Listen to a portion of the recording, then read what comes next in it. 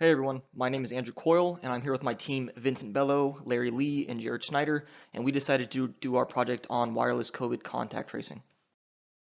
First, I think it's important to discuss what wireless COVID contact tracing actually is. So our team set out to solve a particular problem. How can we quickly identify and notify people who have come in close contact with someone diagnosed with COVID-19? One solution is to utilize wireless access points. Routers generally have a log that will tell us who connected to the network and what time that specific person connected. By using this information, if we are informed of an individual who is diagnosed with COVID-19, we can look at the logs of the wireless access points that person has connected to recently and inform all other people that were connected to that same router during that same time period. So here I have an animation kind of explaining that. So here's our wireless access point. Here we have person 1 connects, person 2 connects, and then a COVID positive person connects, and ideally we'd like to be able to inform these two people that they came into close contact with a COVID positive person. So here's our implementation plan. Our goal for this project is to create and implement a COVID-19 contact tracing system over a Wi-Fi network. The first step in doing this is to gather the proper data.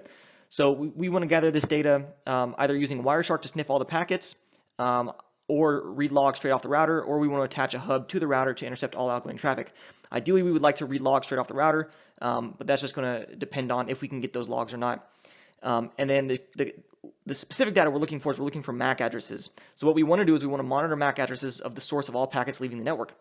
And we're also concerned with the time that those MAC addresses are connected to that router. So we're not necessarily concerned with people that are just passing by the router and just happen to connect. We're primarily concerned with people that are actually in the vicinity for a certain period of time. So given this information, we could build a timeline for which all devices were connected to the network.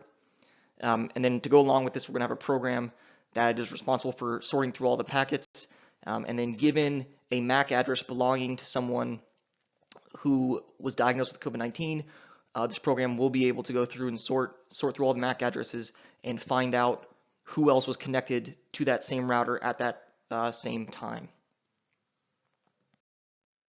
So when testing our design here, we're going to start real basic, and we're just going to make sure that this system works well on a network that only contains one router.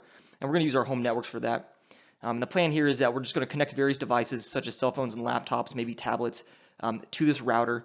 And then we're going to inform our program that one of those devices was owned by a person who was recently diagnosed with COVID-19.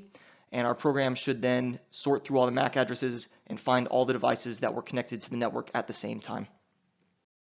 So here are some features we would like to add if we were to scale up our system. Two big important points here. This first one, we would like to add a danger scoring system that basically tells us the likelihood of someone being infected with COVID-19 based on the proximity of two devices. And then down here, this last bullet here, we would like basically our network to have some sort of sign-in option, so that way we would be we'd easily be able to identify and contact individuals. So here are some challenges that we're anticipating and some potential improvements that we can make to our overall system.